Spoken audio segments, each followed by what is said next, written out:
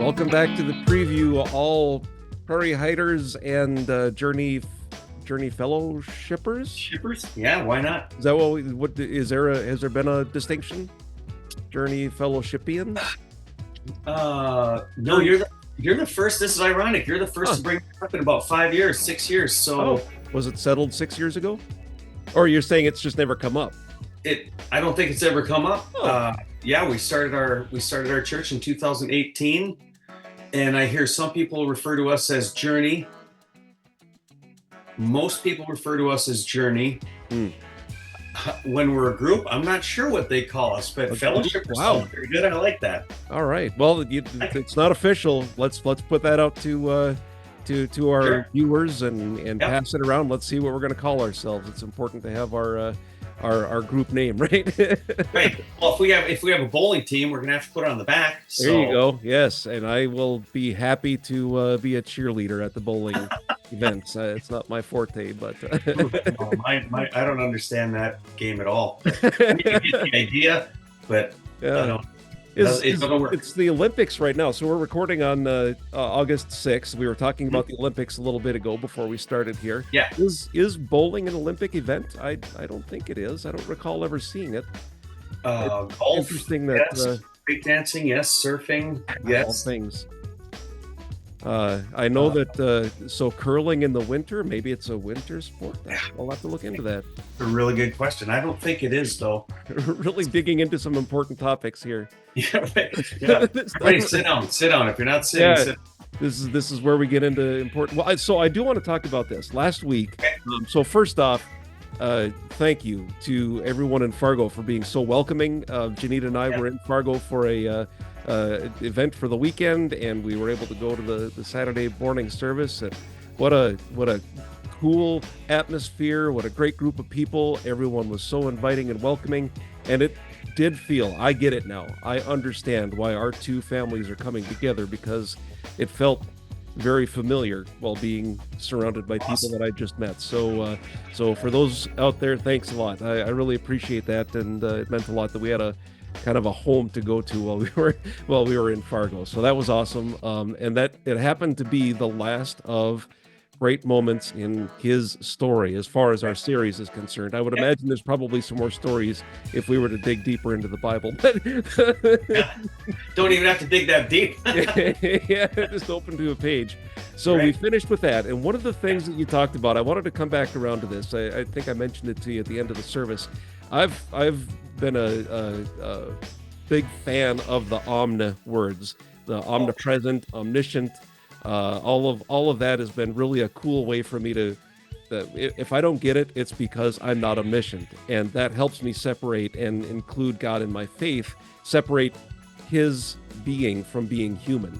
I don't get to be omniscient, but I understand that God is, and I can, so he's not human, and I don't have to try to be him.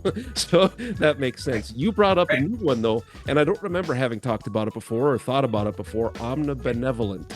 Omnibenevolent. Yep. Yeah. So I looked that up a little bit, because for me it's fun to talk about new areas. And so if we break down, benevolence is, I looked up the definition, and of course the first thing in the definition was the intent that when we talk about benevolence, it's the intent to be benevolent. And I hate that about our language, using the word to define itself. But it's a disposition to do good. It's goodwill. That was kind of the human terminology in Webster's dictionary that it talked about. So omnibenevolence, moral perfection. I saw that as one of the definitions. Infinite benevolence, obviously. Perfect goodness. And I think that was kind of the direction you were going, that perfect goodness. Perfect God can't lie. That one, like, you're telling me God can't do something, right? That's an interesting concept. But omnibenevolence, did I capture that right? Did I kind of pull that out of what we talked about? I'm trying not to be the smart aleck that I have been in the past about some of the messages this time. So no, no, forgiven, no need. Yeah. I think, well, first of all, I think it's awesome that there was something in there that you went, oh, that's appealing to me. I want to go look in. That as a pastor, that's really kind of one of our two jobs, is to get people excited about doing something on their own, not just because people can show up and just listen to what I've been working on the whole week, and I'm sure people do that in churches around the country. I'm sure people just buy into what they're being told, and I think it's really important that we take our salvation into our own hands and don't rely on someone else. Sure. Not that I'm ever intentionally going to mislead. That's not what I'm saying at all. But if there's something that doesn't sit right or is interesting, like you were saying, Omnibenevolence, check it out. And all pastors, all leaders are human. I have there in Fargo, we have a small group on Wednesday, and there are many times I call it busting my chops, but it really isn't. Someone will come in and they'll say, hey, when you said, and because there are times, and I think the people that follow my notes know this more than anyone. There are times when I intentionally or unintentionally leave my notes, and I might think I've said something, and I'll come back and reference something that maybe hasn't been said. Mm-hmm. And so sometimes some dots aren't connected, and they'll say, hey, when you said, did you mean? And I'm like, whoa, where'd you get that? Or sure. Like in this case, I would say, yeah, you're right on. Perfect goodness means omnibenevolence. We can break that back to God can't sin, God can't lie, God can't do any of the sins. He can't. He's perfect, good, perfectly good. Mm-hmm. So, and sometimes, I don't know. I had a friend a long time ago he called it a philosophy class, and there's a stuff called junk philosophy. Have you ever heard of that? I have, but I don't know if I could define it. I just remember hearing. Yeah, I don't know that I can define it. I can give you the example though. If God can do anything, can God create a rock that He can't lift? Yeah. And you're like, wow, that kind of hurts my brain to think about. Well, that's junk philosophy. It's not even worth thinking about, Right. Okay. Yes, that makes perfect sense. Yeah. That's so, I find a good portion of my my days off from work, I think. Thinking about things that just don't stop it. You don't need to think about that. Yeah. That's awesome.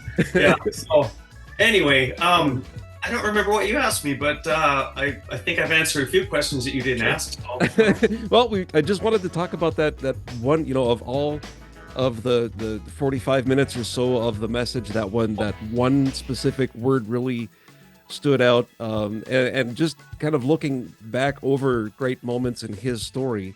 It was a great series. It was a lot of I get a lot of these moments, not sure. necessarily as in that defines everything and suddenly I'm saved in a different way than I was before. Those moments can happen, but generally each week I have a few of those moments where it's like, oh, all right, that's a different way of looking at it.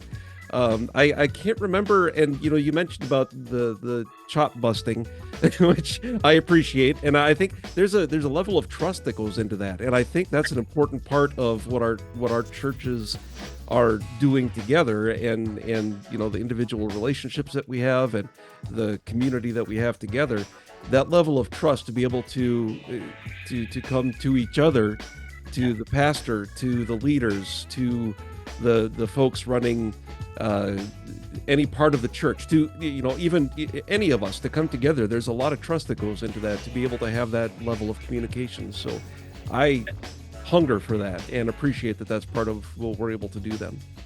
Awesome. I really appreciate you saying that, because I think with the trust also comes there's a certain amount of vulnerability, and I think to have a real relationship, like an authentic and real relationship, like a rewarding, maturing, growing relationship, you have to have vulnerability, because without vulnerability, you're not letting those fences aren't coming down. Our protective shield isn't coming down. And when I think you would agree with this, and I think most of our listeners would agree with this, when we are vulnerable, think about you and your wife, or you and your parents, or whenever you were able to go out on that limb, and whether it's confessing to something, or even asking our wives to marry us, even though I went in pretty confident, there's still that she can say no. She has every right in the world to say no. It's her right, and but the payoff is fantastic, and I think that translates into our relationship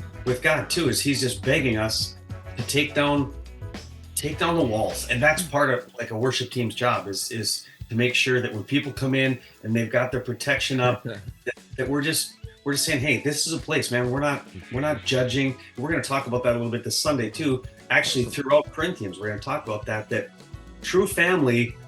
Yes, I mean, we rib each other and we joke around and bust each other's chops, but it's all done because we love each other, you know. And I used to say this when my kids were growing up, and I think looking back now, I probably maybe did it too much, but you know, you joke around with them or you pick on them. They probably saw it as dad picking on them. I wasn't picking to be mean. I was joking around with them, and I would always say, hey, that's how you know I love you, because I'm picking on you. Right. I can see where that later in life might be a concern, but my kids do know that I love them, and I think my church family knows I love them, and you know, that vulnerability. That I'm so glad you said that, because it has such a great payoff. It really, really does, and you can't be vulnerable without trust. No one's just going to walk in and go, well, I don't know who you are, but here's my life story, you know. Right, and there are ways in which, just like anything else in humanity, that it can be weaponized, and I think it's important that we recognize that too. I don't get the sense that that's happening in our community, and I feel like we're blessed because of it. Like there's some really really good things that are happening. I always imagine the flywheel. Where are we at? Is it starting to spin up, or do we need to put more effort into it? And the work that's going into combining both of our churches together, I think, is benefiting both. From what I saw last week and what I'm seeing, just from my opinion, right, I'm seeing that we're all benefiting from it, and it's really an exciting time. Awesome. Well, yeah, good. And you mentioned starting the new series in Corinthians. You've revealed to me what the title is. I'm excited for it, and I know others will be too. So what's the title of what we'll be digging into next? The title of this series is, do I say the dots? That's the big question. How about we could do this together? Dot. In other words. Dot. There we go. Team effort. Very good. Very good. I like it. So there's 3 dots before and 3 dots after. In other words. And so that came about because Corinthians, the book of Corinthians, is a letter that Paul wrote to the church in Corinth, and he is addressing specific situations, ordeals, problems, manifestations, call it whatever you want.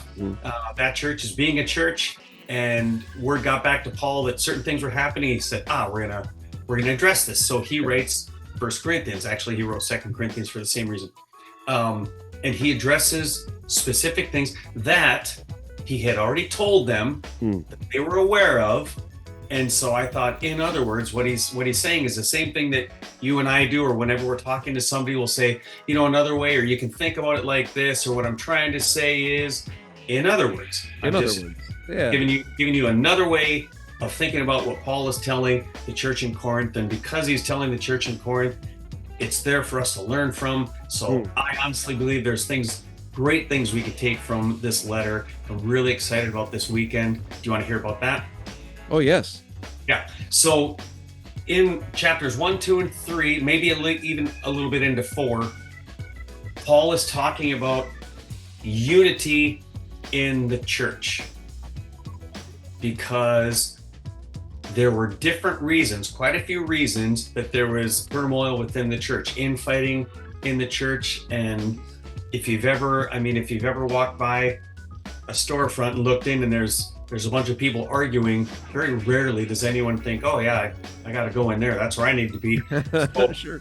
So essentially what we're going to look at this Sunday is the reasons that there's this fighting within the church, what that looks like for people in the church, what it looks like for people outside the church, and how we remedy that. There we go. Thank goodness. I was hoping you were going to get to that part, because we can't. It would be a really hard message to hear if all it was we can't fight with each other, and I don't think honestly that's not necessarily healthy to not fight. Right. I think it's important to debate and to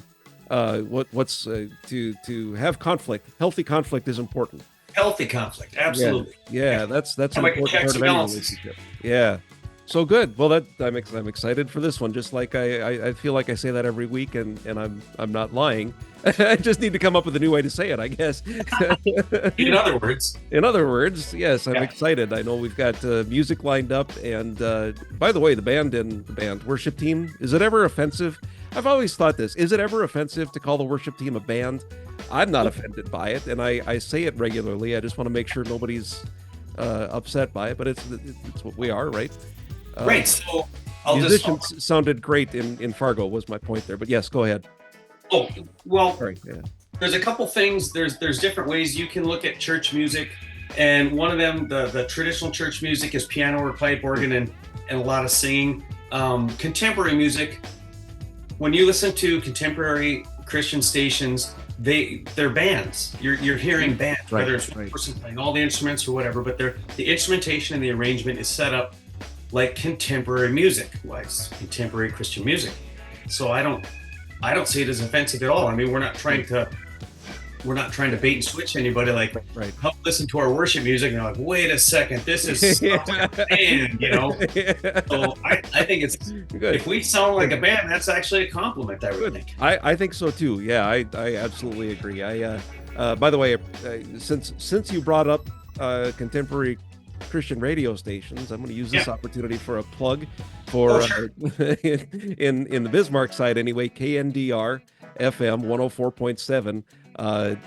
You might hear me from time to time. I go by Brother Jim on that station. Right. And if anybody all around the world, KNDR.FM, we broadcast there live on the website. So cool. Since you brought up radio, I figured why not? Let's do a free plug. Yeah. So yes, well, thank you for that opportunity then. And so otherwise, well, good. This week is the second Sunday. So regular happenings in Bismarck. Anything unusual in Fargo that's coming up? No, nothing unusual. I know I'm supposed to have our bulletin board hung by this weekend, so it will be unusual I'd like to say it'll be unusual if I don't get it hung. Okay. That may not be accurate. That's my goal, is get it hung. Awesome. Well, I have every confidence you have the skills to handle putting up any kind of board from what I've heard of your career. So yes, good Awesome. Good job. All right. Well, we'll see everybody. Bismarck is Sunday at 10. Fargo is Saturday at 10, and both broadcasting live online. If all the ones and zeros line up properly and the internet doesn't fail us, then we'll be in good shape. Call out a prayer for all of our athletes that are attending the Olympics, and well, for those that are training for anything for that matter. Injuries happen and recovery happens, and we want everybody to be healthy. And as always, prayer for our leadership, for our country, for our church, for our communities. We appreciate everybody coming together and making this world just a little bit better. How about that? That's fantastic. All right. We'll see everybody soon. Thanks much.